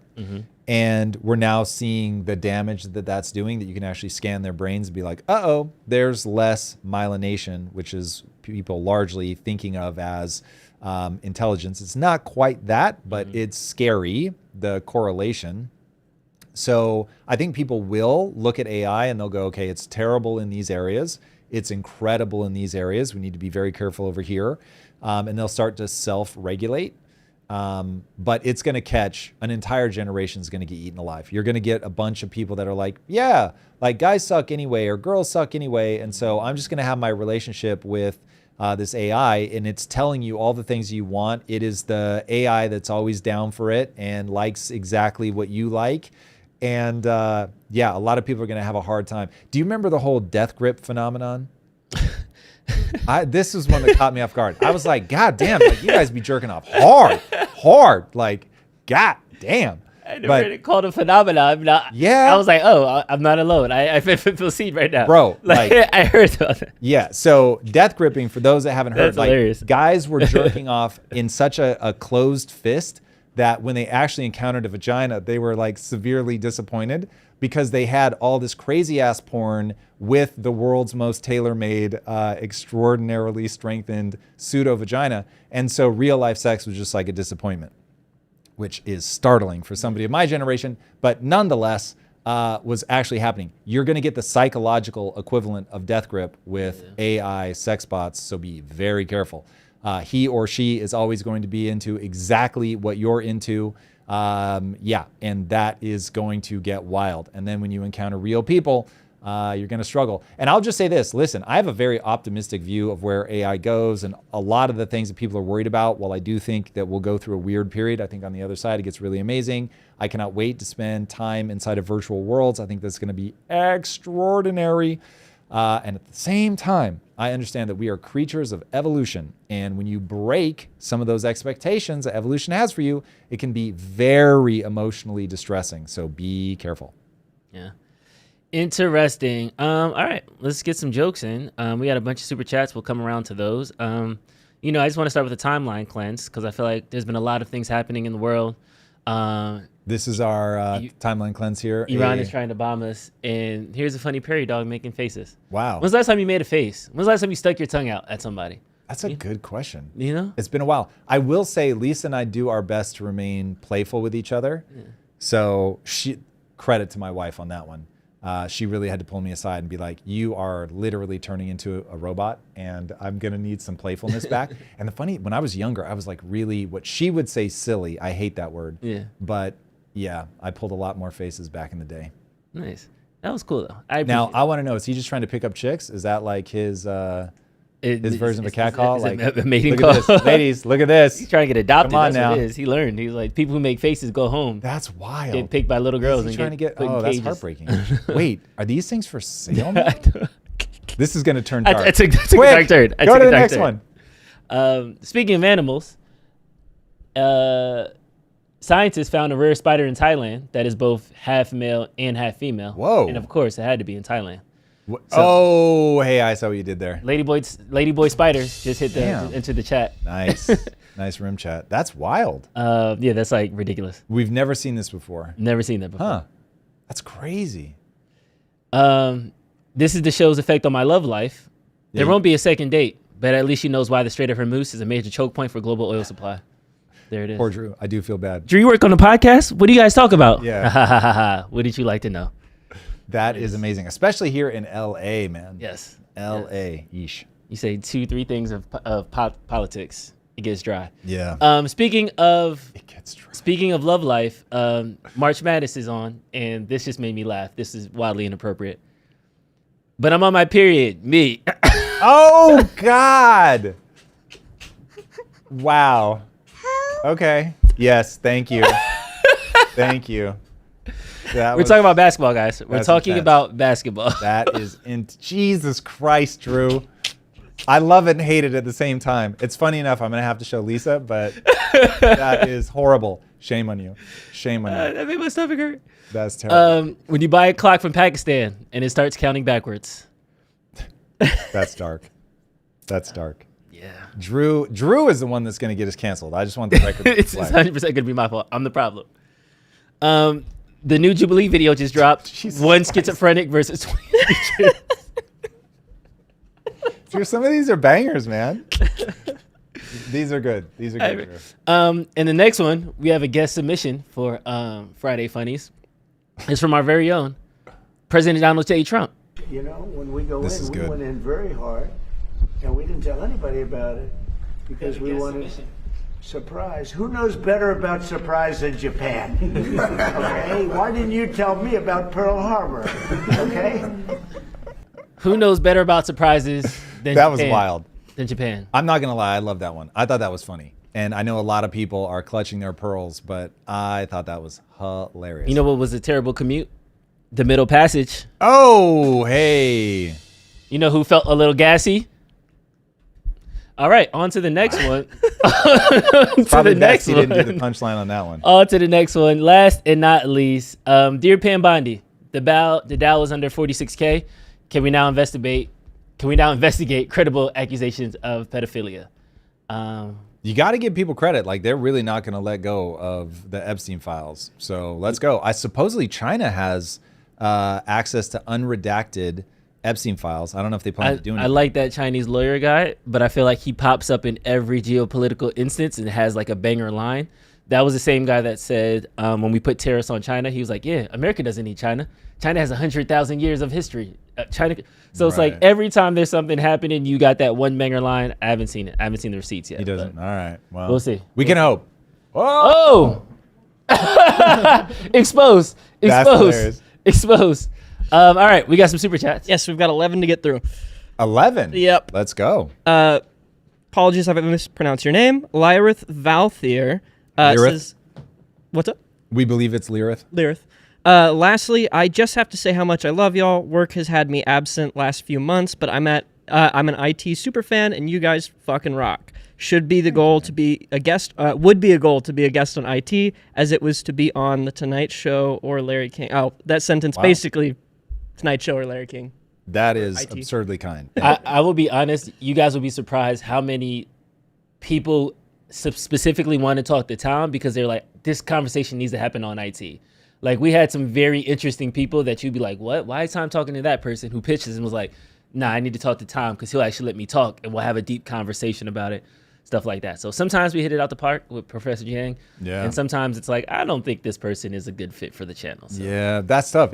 Your channel has to have a specific flavor. That is the beef of the algorithm. So it is not just whoever I find interesting. It's gotta be one that you guys will like. So yeah, we say no to a lot more than we say yes to, but it is what it is. And by the way, speaking of, hit that subscribe button because the more people watching the show, this is really true. I know everybody says this because it is true.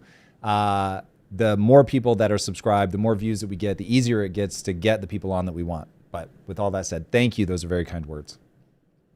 Next up, JWelk92. Tom, everything I downstream of economics. Economics is the exchange between two bodies, from subatomic particles exchanging energy, biological chemical processing, to human exchange of time and energy, even the solar system. Wow, that was profound, actually. Yeah, that is true and not how people think of economics when you say economics. That'll be the only catch there, but I hear you, definitely. Lyrith Valthier says, also assume Iran conflict/war was inevitable, in parentheses, think it was. My logic says Sun Tzu applies, attack when they are weak, avoid when they are strong. Yeah. Yeah, and that's the part I don't know that we, if we attacked at the right time, I don't know.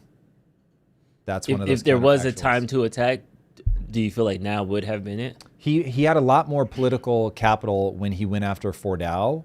So that might have been a better time, even though that's not specifically about their readiness. Or honestly, if he had attacked like immediately upon them killing the protesters, if he had gone in, I would have felt very differently. I would have felt like, ooh, we're like really protecting people. And if he had said, listen, there are 3 reasons that we're going in right now. They're getting nuclear weapons. We absolutely have to control the petrodollar and stroke the Strait of Hormuz, and he just killed all these people. It's a humanitarian crisis. We got to get in there. I'd be like, okay, cool. He's being honest that, the number one thing is not that those people were killed, but it's a part of it, and I get why we're doing it now. He waited so long, and I got so confused. As, what are we doing? And then he sold it so poorly that regardless of Iran's strength, we're in a weakened position politically. And so it's going to become a question of whether he can get people behind him enough that he can see it through without losing all of the will here in America. LeBlanc, 2077. Iran war saves the U.S. economically by ruining everyone else's debt. Doesn't matter when the rest of the world is burning. EU can't manufacture trade, can't be done in Hormuz. Is it perfect? No, but less hurt for us compared to the rest. That's a really interesting take. I need to update my mental model with that because the idea that if the world is in a recession, like a massive catastrophic recession, everybody's going to have to print and it balances things out. If it's just the U.S., it buys you time. It doesn't buy you a lot, but that's interesting. That's interesting. Marussia Dark says, besides Roe and Fetterman, is there anything you like about any of the Democrats and what they're doing and what they've done recently? Yeah. I can't think of a single thing. For all the GOP's myriads of faults, these two sides are clearly not equal. So I would say that what Bernie Sanders just did with AI privacy, I thought was dope. It was actually on our list today. We just haven't gotten to it. But he ended up having a conversation with AI, basically asking AI, like, hey, how worried do we need to be about privacy? And the AI was really honest. It was like, you guys should be way more worried than you are. Like, boy, oh boy, companies are capturing a ton of data. You guys are just clicking, I agree, which I'm super guilty of.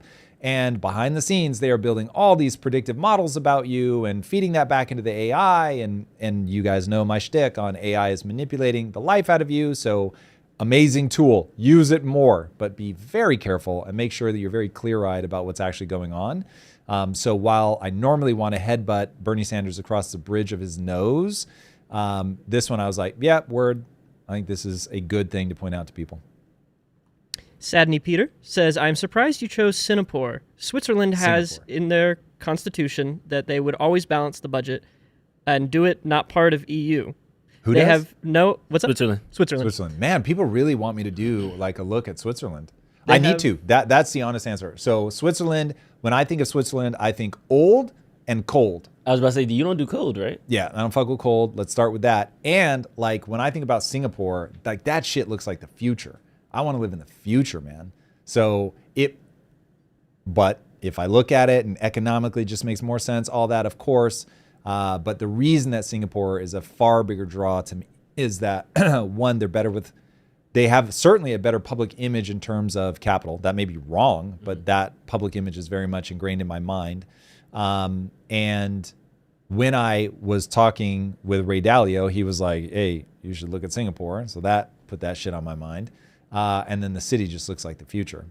And then Balaji's in Singapore? And I was going to say, and then Balaji's, he's all about what they're doing in Singapore. Guys, the Balaji episode drops next week. If you run those numbers up, I can then pitch Tom a trip to Singapore because the audience clearly likes it. So if you want us to live stream from Singapore, y'all got to run those numbers up. Gotta get them up. Awesome. Sadney Peter again. This is continuing about Switzerland. Swiss inflation rate is 0.2%. Has great economic freedom and social freedom with democracy. I'm curious, does Singapore government just treat rich people better, like you can be closer to the government? So I'm not a close to the government guy. I'm so bad at networking. It is actually comical. So that does not factor into my calculus at all. You could put me in the government and I would still somehow just be like, I'm ignoring this and not engaging at all. So no, it's not that. All the reasons I just explained are the driving force behind that. But a big part of it is just ignorance to Switzerland because it's never been appealing to me. Mark T. Bankert says Zihan would view Singapore as one of the most exposed nations on Earth. Countries most dependent on imports and exports are most vulnerable. Yeah, Singapore imports virtually everything, including water and food. No globalization. Yeah, you've definitely got a point with that. That would be a major part of the calculus of there's no easy answer right now. I was talking to my investment team yesterday, and I was like, laid out my hypothesis about where everything is going. And I was like, look, if you guys see anybody running a strategy that I'm missing, let me know. But basically, I'm like, everybody with money understands that the war means inflation, that you've got to hide somewhere. Gold is being chaotic. Crypto's chaotic. The stock market is hanging on by a thread. International markets are showing volatility that they haven't shown before. So I'm like, you're just back to, I don't know where this is going. I want to maximally diversify myself against economic forces. And so, yeah, it's basically that. Just how many different economic forces can you expose yourself to, knowing that you're not going to get maximum upside if one of them makes a run, but you're just trying to hedge against the potential downsides. So, and they were like, yeah, that's basically where everybody's at. You know, you have to be in the market unless you're a day trader, which is a totally different thing. You have to be in the market because if you pull out, you're going to get eaten alive by inflation. So it's like a game you have to play, even though you know it's like, God, this is so unstable right now. So Blake Boolean 8198 says, I think AI is the new ultimate dopamine fix. Its only competition will be drugs. As far as the sex problem, I think it's economically driven as well as a cultural shift. And with AI, it might also be a technology influence. Yeah, there's something there with that drug reference. I think people that have an inability to control their relationship with things, whether it's food, sex, drugs, AI, porn, video games, they're going to see AI. AI will be a dark force in their life, but if you can have a good relationship with it, then it will be extraordinary. I am routinely boggled that there's still a debate going on whether AI is actually doing anything useful or not. Like, I think this debate is going to be looked back upon as ridiculous as when people were like, the internet's just a fad. It's so wild to me that people are still, they have this like knee-jerk negative reaction to AI. I'm just like, what is happening? Somebody said it. We covered it where they said AI is going to be like the fax machine. Yeah. And okay. Yeah. Go ahead and bet on that one. Sadney Peter says, I'm 24. The reason why guys my age don't get girls is because girls are pickier and most men get rejected a lot. You have to move to a big city and be super social and confident, work on their money, looks, and status. Yeah, all true. I do think, though, it is harder today than it used to be, especially like back in the day. So I grew up in Tacoma. I had a girlfriend in Federal Way, and that was a long distance phone call. Now, any of my Pacific Northwesters that know the distance between those two things, no one would think about that now. No one. Like, they are basically on top of each other. But back in the day, that was like crazy far. How do you even know somebody from Federal Way? And so in that era where it's like, you got a limited pool of guys, a limited pool of girls. These girls, no matter how hot they are, they do not have a Dubai Connect, and they're not flying out to the UAE. They're not on Instagram. They're not on Tinder. Like, it's just a totally different game. So I do have deep empathy for people with that one, even though all the things you just said are true. I feel like you're better off in a small town than you are in a big city. And I think that's the hack that the young people need to realize. You have more competition in a big city. Moving to LA, New York, Chicago, those places. It's interesting. It's the upper echelon of all of those. But if you go to somewhere in Georgia, somewhere in the South, some place in the somewhere States. Where they can't afford like cell service. They got a flip phone. Yeah. Yes. Are people living vicariously through TikTok? Yes. You're like, but where do they have no smartphones? Hey, that's where I'm telling you, go to a local dive bar, you're going to see a couple stragglers that, if you really want to take something down. But I say all that to say, big cities are harder. Smaller cities, you got a little bit. And if it's really that bad, go international. So from the safety of my marriage, I have obviously a lot of hot takes on relationships. The thing that I have found just universally true is don't try to get laid when you're having your first interaction. Try to be interesting. Mm-hmm. And if you're interesting to somebody, then all of a sudden it cuts through all of that bullshit. And it's a longer term play. It's harder. You're going to have to put yourself in weirder positions, whatever, in terms of like where you're bumping into somebody. It's probably not going to be at a bar. It's not going to be when they're herded up. Mm-hmm. But if you put an inordinate amount of time into being interesting, like I know a guy that used to keep in his phone a list of interesting opening questions, and he thought about it a lot. And I'm talking guys, girls, didn't matter. It wasn't a sexual thing. He was just trying to be interesting. And I always thought that's a good strategy. Like you're like, oh, that's a really interesting question. And so he would just get you talking. And then the people that he knew, it would be like he would have an opening question for you. Mm-hmm. So you're like, whoa, like you were thinking about me. Like, I get it. I'm being manipulated, but it's still cool. Like you thought about me. You came up with a question that actually is very interesting. And I was just thinking about that.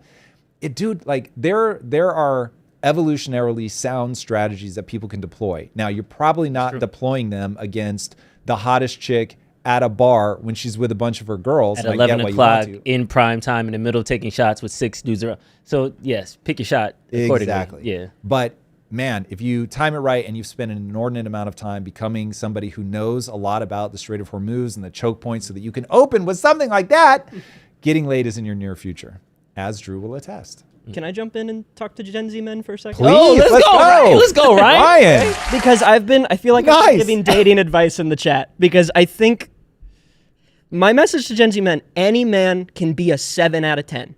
Doesn't matter who you are. Doesn't matter if you're the most hideous person who's ever existed. You can be a fucking 7. It's not hard. Be hygienic. You just put on jeans. Don't wear your cargo shorts, right? Get off your damn phone. Get out of your house. Go sit at a bar by yourself and wait for women to come to you. The amount of women who have bought me shots because I looked hot one day, you would be surprised. And the small city and the big city difference, there isn't, in my opinion. Really? I've lived in a small town. I've lived in a big city. And I've had about the same success. Anywhere I go, let's go, right? I just get fired up because I think what happens is we see a lot of these men idolize people like Andrew Tate. Yeah. And, what works for Andrew Tate works for Andrew Tate. Like, I won't comment on that. But I think you need to learn to be confident in yourself, because if a woman is worth your time, they will come into your life and stay. That's kind of my take. But let's go, fucking Ryan! Like the Gen Z whisper. I love that. All right, the man's creating his own clips over here. There it is. I like it. Cut good. Yourself out on that one. Put the inspirational music. Sadney also had a second part to this. Let's go. Separate, so I'm going to jump to that. Personality needed to be good with women is rare. You have to be super thick skin, confident, don't care about rejection, and have money or status or looks, and live in a big city where you have a lot of options, and most men can't do that. Okay, I'm gonna add one amendment to what you said to address what he's talking about. At the end of the day, if you're trying to win with a woman, you've got to think only about, I need to make her feel the way she wants to feel when she's around me. If she feels better about herself, she's more interested, like she's alert, like, oh, this is interesting, this is surprising. All of those things, that is the game. You want to be the one that they want to be around because of the way that you make them feel. Now, the things that make them feel that way are often very surprising. You're super right about confidence. That's absolutely true. But keep in mind, for literally ever, women usually had to find a guy with potential and help him build that potential. So women aren't wired to go straight for that they already have money. They're wired to go to the guy that's worth the investment of the time and energy. And I think evolution understands that. Evolution is hardwiring into both of us to say, okay, this woman is going to be fertile, going to be a good mom, going to be somebody that's going to hold you down when things get hard, that's worth the sacrifices that you're inevitably going to have to make for them. And evolution is giving her the other side of that coin, which is this is going to be somebody that you put your energy, your intelligence into. They're going to grow and get better and stronger and more capable to be able to provide and take care of you, and that their genetics are going to be worthwhile, all of that. So if you think about it from that perspective, it becomes, what is that thing that you can sort of crack the code with in the beginning? And if you're thinking about from their perspective, how do I make them feel something? You'll really get a long way. And that comes down to, if you want to be interesting, be interested, like really asking poignant questions. One of this isn't about directly about romance, but this story, I hope, will unlock something for you guys. To marry my wife in a Greek church, I had to get baptized. To get baptized, I basically had to pass a test, is probably the right way to think about it. And so they sent me to the bishop. This is all true. So the bishop of the local area in London was like, they normally have you come 2 or 3 times and then they sign off. And I'm going 7, 8, 9, 10 times. It finally gets to the point where my father-in-law now was starting to panic, because we're like getting up close to the wedding. I've been doing this now for months. And everyone's like, Tom, what are you doing? How are you fucking this up? And I'm like, guys, there's no way I'm fucking this up. Like, I'm in there murdering it. He gave me, I'm not joking, like 7 or 8 books. I fucking read them. I went through them. I took notes. I'm asking this guy questions about the nature of God, man, the universe, like all that. I'm like, if they're expecting something better than this, like, I don't know how to give it to them. I put so much time and energy into being interesting to this guy. So then he finally passes me. Everybody's like, well, Tom really fucked that up, but whatever, at least we're here. On my wedding day, they're doing all the like smoke and incense and waving things and speaking in a language that I don't understand. And all of a sudden the bishop comes up and everyone's like, what the fuck is the bishop doing here? And the bishop goes, I just have to say, I don't normally do this, but I need to talk about Tom. He is the best candidate for baptism I've ever had in my life.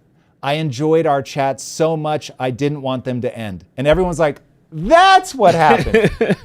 Tom, you overshot the fucking mark. This guy enjoyed spending time with you so much that he just wanted you to keep coming back because you're having these like insane conversations. Now keep in mind, I wasn't interested in those conversations at all. I was just trying to get laid by proxy with my wife. And to do that, I had to impress this guy. Now, to impress this guy, which I obviously did, I spent a ton of time figuring out what's interesting to him. What would be things like, how do I take this guy into a place of conversation where he's like, damn, this conversation is fucking fascinating. And doing that, like finding mutual areas of interest, learning about something that matters to them, like my wife, God bless her. We've been together for 25 years. This woman, to this day, will ask me, what are you working on Project Kaizen? What is it that you find so interesting about learning about Unreal Engine? That's so interesting. Tell me more about how you do that. And I'm just like, oh my God, I know I'm being not trolled because she's doing it to show that she loves me and she's interested. But even though I know she's not actually interested in that, it still works. It still works. So, boys and girls, if you want to be interesting to somebody, be interested in what they're interested in, learn about the things that they care about, and really take them somewhere interesting out of genuine curiosity. It will go a long way. And the last super chat from Lyrith Valthier. Andrew B. told half-truth on ATA report. It says, and this is the quote, Tehran will leverage its robust missile capability and expanded nuclear programs, end quote. Is the first thing it says the opposite what Andrew B. says? Half-truth out of context? Help me square that. Say what Andrew said again? Tehran will leverage its robust missile capability and expanded nuclear program, was the quote. Mm-hmm. From Andrew. Mm-hmm. What's wrong with that? That's true. So what's the second part of that he's worried about? Is the first thing it says the opposite what Andrew B. said. I'm a little confused on what he's talking about. So Tehran is saying we're going to use our expanded ballistic missiles, and then Andrew B. said... Andrew said the opposite, is what they're not going to use their ballistic missile. I don't remember Andrew saying that. So here's the thing. I will say this. It's entirely possible that Andrew's still actively in the CIA or something, but it does not feel like that. When I say that this guy feels like a genuine human being that I have had real connection with off camera, spent time with him, spent time with his kids, his wife, like I like this guy a lot. So is he somehow bypassing all of my bullshit detectors? It is very possible. I won't rule that out. But I will say that I'm unguarded around him. I think he's a wonderful human being. And I think anything that he says that ends up being inaccurate, if it ends up being inaccurate, is just a legitimate guy misreading a situation. I think he's really trying his best to say what he believes to be true. And none of us are going to get it right all the time. So I can say I think he's sincere. I don't think he's a plant. Yeah, he's a lovely human being. So I'll leave it at that. And we have one more super chat, and Lyrith's was 50, just to note. I don't think Hey, let's super go. Chat. Really hot today. Thank you, brother. That's so generous. To end off the super chats, 3D Resin Solutions with $100. Hey, y'all trying to make it rain. I'm running out of buttons here, guys. Wait. Thank you. Yes. Thank you. They said people thinking AI is a fad blew my mind. Yeah. Over the last 3 months, I completely built a custom ERP/CRM system to replace our current system. 2 years ago, I received a $500 to $800K quote to have this built. Yes. I love the show, love/hate AI, but forced to use it. Yeah, I get all of that. And the fact that you built your own ERP is so crazy. We're experiencing the same things that we've been quoted before to build that were ridiculously expensive that now we can do just with Claude. It's wild. It's so wild. But yes, it's hard to see the future. So one never knows exactly what's on the other side. But speaking of which, I know a lot of you guys are going to be disrupted in terms of your job. Dude, there's more layoffs that are happening. I forget who just announced 11,000 layoffs, I think. Adele, thank you. Absolutely insane. This kind of thing is going to continue. This is why we've completely reoriented Impact Theory University towards our Zero to Founder program, which is designed to help people that are at risk or have already lost their job turn their skills into either a service or an actual standalone business. So I'm doing a free masterclass Thursday, April 9th at 1 p.m. Pacific time. I hope you guys will join me. These things have been transformational. We've had so many people sign up, take the class, and actually generate real revenue. So I am doing everything I can to show people what I know about business, how much easier it is now with AI, that you guys really can do this yourselves. So the masterclass is free, so you might as well come, check it out, see. We've been doing this class for a while now because it's really helping people a lot. Again, free. And then if it's adding value, then come sign up for Zero to Founder. I think we're in a renaissance moment right now with AI, but that window is going to close. So do not delay. All right. Hopefully I will see you guys on Monday. We got one more at the buzzer. Damn, just like keep sneaking in. Let's go. I know better. You always got to ask. This is from Sadney Peter. I agree with what you're saying, Tom, but you have to meet the minimum requirements in one of the three, looks or money or status. I read Radical Confidence. Lisa found you attractive. You have good features too, like jawline and muscles. Yeah, but listen, it helps. There's no doubt. I think Ryan went a little hard that it doesn't matter what you look like. I think, unfortunately, confidence goes a long way. If you said that, hey, you're going to be short and unattractive, but you're going to be super confident and wealthy, that person will do well. Confidence is going to go a long way. The real catches, guys, the real catch. Shop in your sexual market value. Okay, so if you don't have a lot of money, that's a ding on your sexual market value. If you're not super attractive, that's a ding on your sexual market value. If you're not confident, that's probably the worst one because you're just not going to get that early momentum going. But if you're shopping in your sexual market value, things are going to go a lot better for you. So yeah, that's one thing people are really not comfortable with. I see people get delusional about their sexual market value all the time. I think both Lisa and I were very clear-eyed about our sexual market value, and so we laser beamed in on each other, and it has been the most extraordinary thing in my life for sure, and I'm very confident she will say the same. So yeah, shop in the stores you belong in, boys and girls. Okay, was that the last one? Yes, that's the last one. All right, you guys are amazing. Have a wonderful weekend, and we'll see you on Monday. Peace.